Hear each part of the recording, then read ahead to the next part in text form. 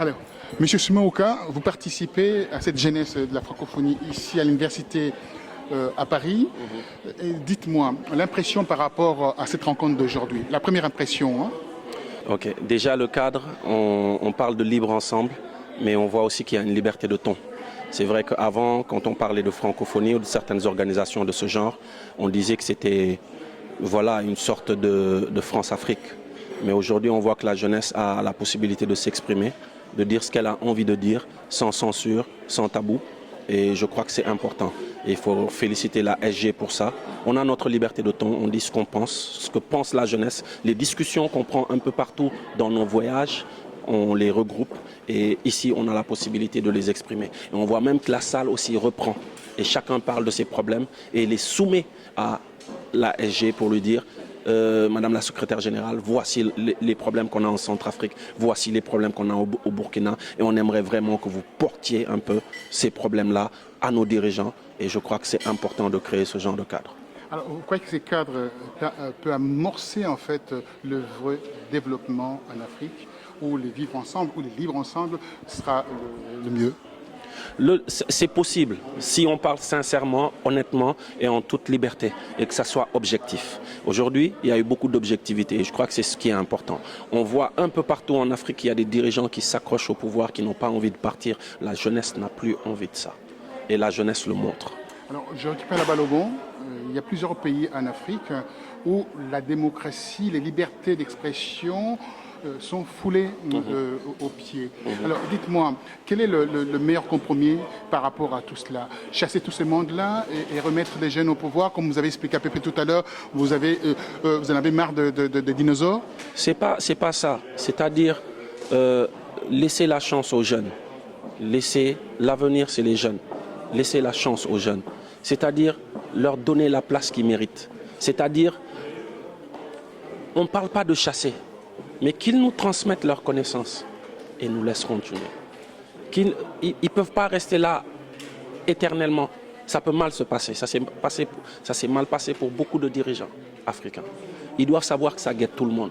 Aujourd'hui, le message, c'est que tout le monde aussi doit être solidaire les uns envers les autres.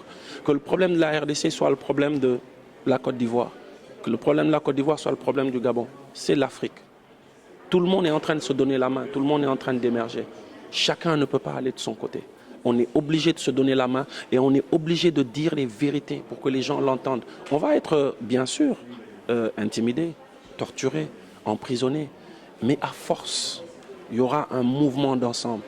Et les gens seront obligés de se mettre à l'évidence face à ce genre de mouvement d'ensemble. Les jeunes Lucha ont été arrêtés, vous connaissez bien les jeunes Lucha, vous connaissez aussi les Philippines, vous travaillez main dans la main dans l'action pour faire valoir vos droits, les droits aussi des Africains, nos droits à nous. Dites-moi, les arrestations multiples en RDC, les dernières arrestations de jeunes de Lucha, quelle est la lumière portez-vous par rapport à cela? Et le message au président de la République qui est bien sûr Joseph Kabila. Le message, c'est que c'est dommage. Mais ça risque de très mal se terminer pour certains dirigeants.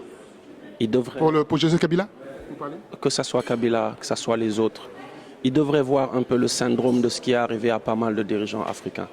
Après, c'est la honte. Ils devraient partir, mais de façon digne. Et à force de maltraiter cette jeunesse, tôt ou tard, cette jeunesse aura de la force. Aujourd'hui, c'est vrai, il y a des intimidations, il y a une police secrète qui est très forte. Mais tôt ou tard, la sauce va prendre. Et si la sauce va prendre, ça va faire très mal pour certains. J'ai envie de dire à cette jeunesse, continuez à vous battre. Il y aura des martyrs, il y aura des disparus. Mais l'histoire retiendra. Aujourd'hui, on parle de Sankara, on parle de Lumumba. Il y a certains présidents, on ne parlera jamais d'eux. Ou si on parle d'eux, ça sera en mal. J'ai envie de dire à cette jeunesse de continuer à se battre. De continuer à ne pas avoir peur. Aujourd'hui, on doit être le sacrifice pour la jeunesse de demain, pour que l'histoire retienne, mais de façon intelligente. Des fois aussi, ce n'est pas très important de se faire prendre. Il y a de nouvelles formes qui sont très intelligentes et qui peuvent faire énormément de dégâts à tout système. Mais tout ce que j'ai envie de dire, il ne faut pas finir mal. À nos dirigeants, il faut leur dire, ce qui a guetté pas mal de présidents peuvent leur arriver à tout moment.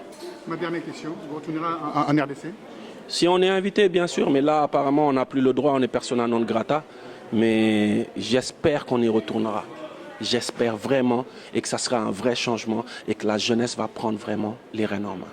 Merci à beaucoup. Merci beaucoup à vous. Hein. À très bientôt. Bon courage à vous. Merci infiniment.